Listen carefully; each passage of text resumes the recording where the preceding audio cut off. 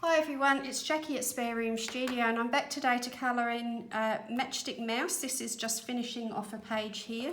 It's Matchstick Mouse, a big adventure colouring book by Morgan O'Brien. I have the original copy and I also have a copy that my husband printed off and bound for me, and this is a play book because I've been doing some stuff with my granddaughter, and I'm also playing with crayons. Today I've got Crayola 64 crayons, that's how they look.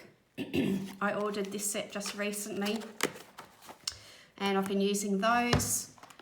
This set I've got out here now is the Colours of Kindness set of 24, and I also bought the Colours of the World because I have the pencils, the markers, and I thought I'll just have the same colour set and I can maybe mix and match some different things.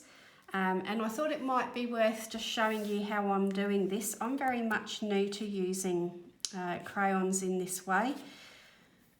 I really admire the work of Cat and Paste on Instagram.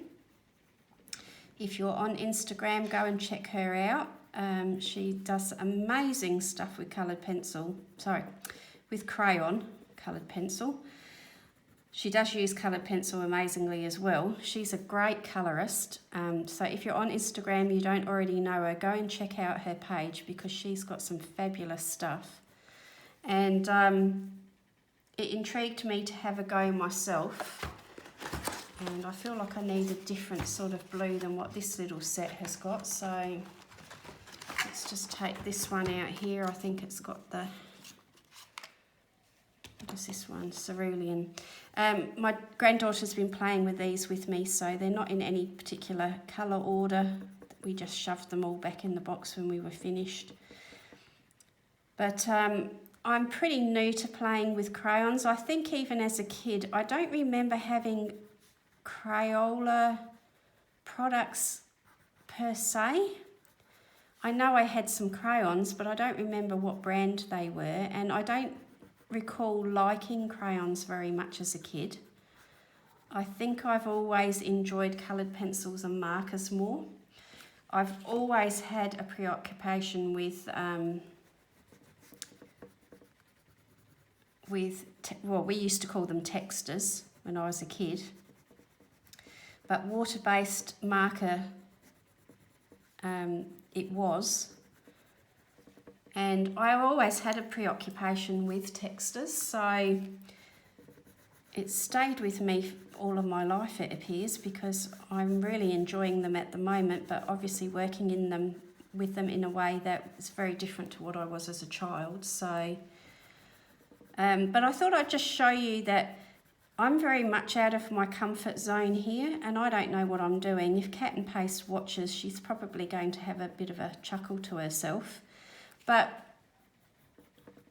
I thought it might be worth just finishing this off on camera with you, just to show you that we all, flounder a little bit when we're out of our natural working style or our natural tendencies, and we can struggle a little bit when we try new things, but that's all okay because you don't find out what you can do unless you push yourself. And so what I'm doing here is I'm choosing to work with quite obvious strokes, and I'm going to try and blend it, get a bit of a blend of the colour going on visually with the strokes.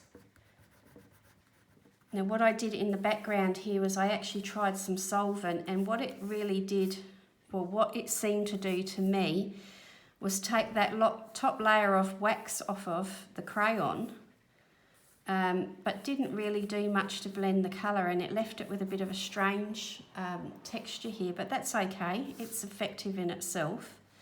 Down here I tended to just get the crayon and be doing this with it, and I figured that it might be a little bit like coloured pencil in that if you press too hard to start with, you don't seem to be able to layer colour. It builds up like too much wax.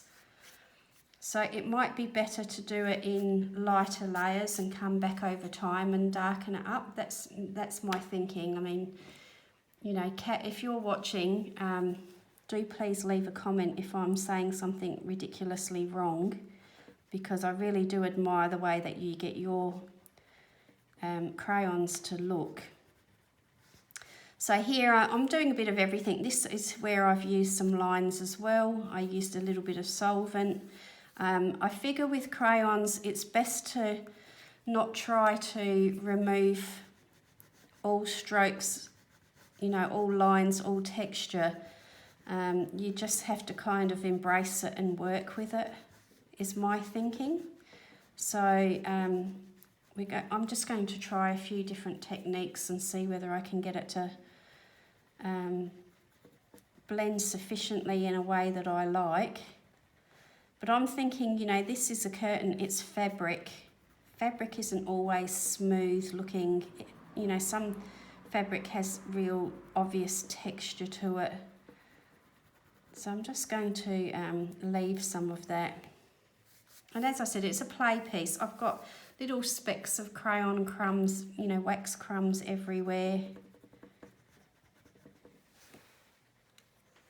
You know, I'm thinking for the sake of a coloured, I keep saying coloured pencil, but for the sake of a crayon colouring,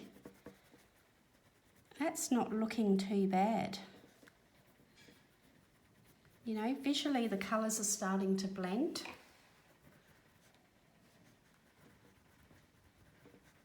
I'm thinking that that's the top layer, that's the next fold, that's the next fold. So I want the shadow to be falling underneath there a little bit, so that will look a little bit darker.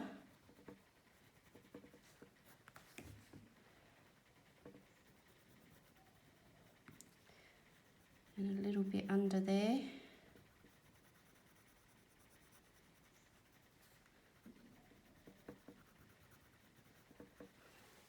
So I thought I'd bring you along on this little experiment.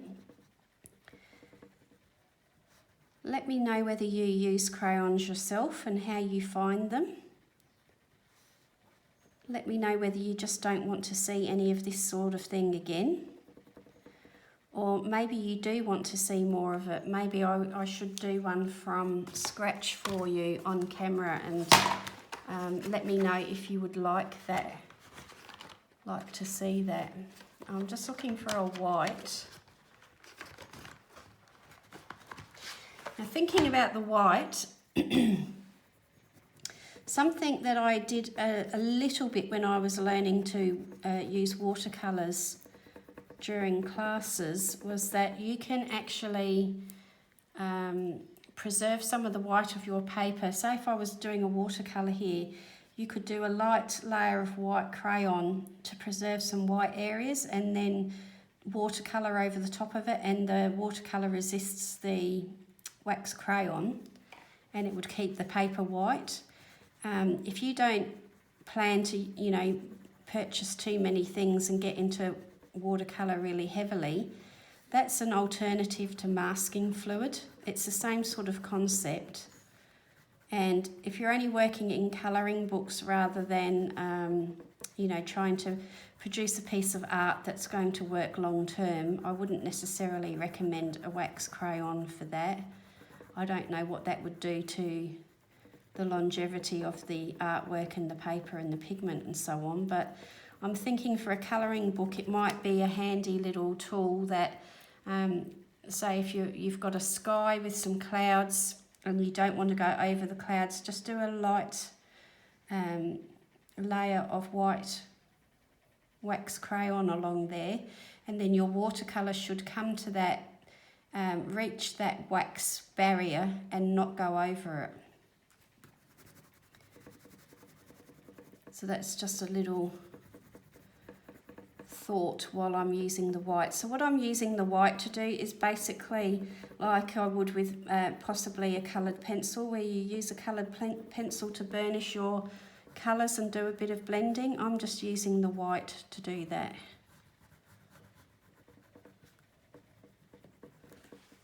Now I don't have any paper towel here with me, but I do have a stack of scrap paper,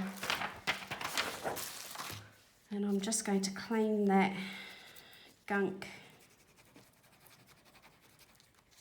off of there as best I can for the next time I want to use it. Maybe a wet wipe might be handy for that. And I also have, this pack came with the little sharpener.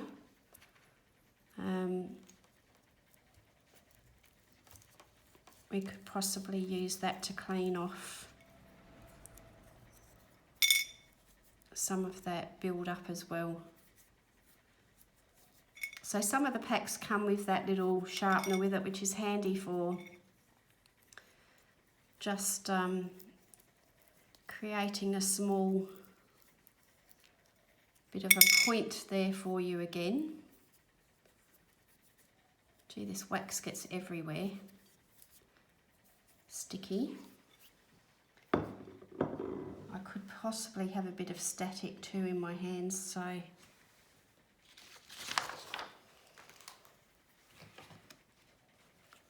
and you know, I could possibly just reintroduce a little bit of that into other areas as well, or blend the colours a little bit better. Mouse is looking quite light coloured there, but that's quite pretty. Her pillow there needs a bit of colour on it. Pardon me. Dog hair and stuff gets everywhere when you have a dog. I think I might make the pillow case there maybe a bit of a green and blue. This is Caribbean green. I'm not quite sure what's going on with that bit there.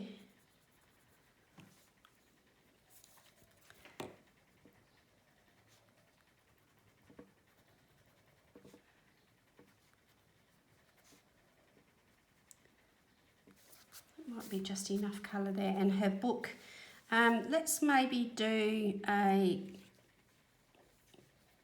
this one's called Orchid, sort of a pinky purple book. It's almost like a fuchsia actually, or magenta, more like a magenta. Okay, and some things don't need blending, you know, like they don't need graduated colour. Some things are quite okay with flat colour. I just want to darken that little bit of her hat if I can. I think that will look nice.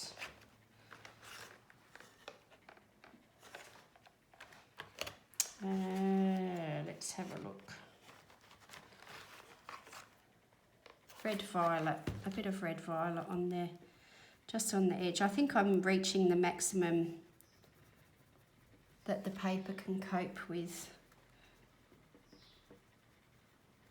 So I'm pressing a bit harder there, and that looks okay. These little crumbs are everywhere. I should have a brush and try a brush, might work better than brushing it off with my hands, but this really is a demo for you more than anything, just a quick one. And as I say, please do give me some feedback if you'd like to see more of this sort of thing, whether you're interested in seeing a little bit more of experimenting with the different types of materials. Somebody did ask me if I have oil pastels, and I don't. I have, I'll take that back. I have a small set of student grade oil pastels that my son had at school, so they're really old. I don't know if they're, you know, much use, but I'm thinking I might have a go with those. I do have some water soluble oil pastels that I've never quite got to grips with just yet, and I feel like they are something that I could have a go at trying to master a bit better. They're currently tucked away though in a box on top of the wardrobe, and I can't get up there while I'm still having all these issues with surgery and healing on my lower back. So I can't get up there at this stage, but I'm thinking further down the track it might be interesting to have a go at mastering the water-soluble oil pastels to a better degree. So far I've only tried to use them for backgrounds, I think. So I might leave that there. Oh, there's just that little bit on her hat. I always seem to forget one little section like that, and then I go to take the photograph and notice it. Okay, so I think I'm going to leave that there. I just wanted to really share with you that, oh no, that's not looking, and now I've stood up and I'm looking at it, so it's not looking right. Let's just put a little bit extra in there. I wanted to just sort of share with you at this point that it can be very uncomfortable trying new things. And I think sometimes we talk ourselves out of trying because we don't like feeling uncomfortable. And there are times where it's necessary to push past that and have a go. I did say in my last video that when you find something you enjoy, just go with it, especially in times of stress or you don't want to really push yourself. You know, just go with what you're enjoying. But there are times where you do feel like you're a little bit perhaps bored with what you're doing, or a little bit, you know, your supplies are starting to feel a little bit monotonous and you want to try something else. It will feel uncomfortable. You know, new things generally challenge us and feel a little bit uncomfortable, but that's okay. When you're in the right space for that, you know, when you're in the right time and space to be handling that sort of thing, it's actually really good to challenge yourself. And you surprise yourself occasionally with finding something that's really great and you think, yeah, I'm going to keep doing that. And then there will be other times where you think to yourself, no, that's just not happening for me at this time. Or you try it and you don't like it and you think, well, I'm not going to do that again. I'm not going to do something that I know for sure I've given a good go and I'm not enjoying it. I'm not going to keep doing it. And that's fair enough as well. You know, there's a time and season for everything. And at this particular time, I just felt like, you know, I'd seen Cat and Paste's crayons, and I've got a little bit here that needs a bit of darkness or something behind it. Pacific blue. There seems to be a lot of blues. I saw Cat and Paste's beautiful work and just thought, you know what? I'm probably going to suck. It's not going to be great to start with, but her work really was just beautiful, or is, I shouldn't say was, is. It is beautiful. And it really fascinated me that she was doing that with crayon. And I'll never know if I am capable of doing a great crayon picture until I try it. You know, I might not ever master it, and that's okay. I mean, a packet of crayons is really cheap. I got mine off of Amazon Australia, and yeah, they weren't too expensive at all. And if they do work, you know, I've just discovered a really cool supply, another budget supply that might give me a bit of enjoyment and fun for peanuts, basically.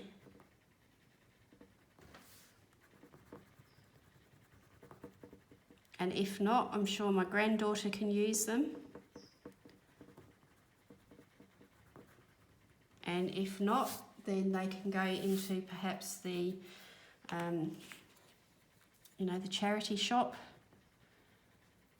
or give them to some other child that I know, or school-aged activity. I go to a community centre to do my craft group that I go to. Perhaps they could use them there for any activities that children attend. So they're not going to go to waste. They haven't cost me an arm and a leg. And who knows, I might just discover something that I really like. Some of the names are really fun of Crayola products. Like this one says, have a scoop of fun. This is called Pink Sherbet. That's a Colours of Kindness one. So allowing yourself to just have that little play. I mean, you know, a grown woman playing with crayons, some people might think that was a bit strange, but I think sometimes we do need to return to our childhood activities just to remember how much we enjoyed them and give ourselves, you know, cut ourselves a bit of slack and have a bit of downtime. Okay, so there we go. Pouring that one quick now. So just, you can see all my crayon crumbs that I need to clear away. But this is what I'm talking about with leaving the texture. When I bring it really close, you can see all that. Okay, but when I have it down here, it looks a lot more blended. And when I'm holding it at a normal distance, it looks a lot more blended. I actually quite like that. Quite like the way that's looking down there, the way the strokes go. So that was just a, you know, pure experiment. The humble Crayola crayons. We've got these little curated sets that they come up with these days, the Colours of Kindness. I remember seeing Sapphire Colours use these Colours of the World on a page that turned out really well as well. So there you go. I will put a link to the name of Cat and Paste in the description box. She's on Instagram if you want to go and check out her beautiful pages. She's just a really clever artist when it comes to her colour work and her techniques and so on. She's amazing. She does amazing light sources.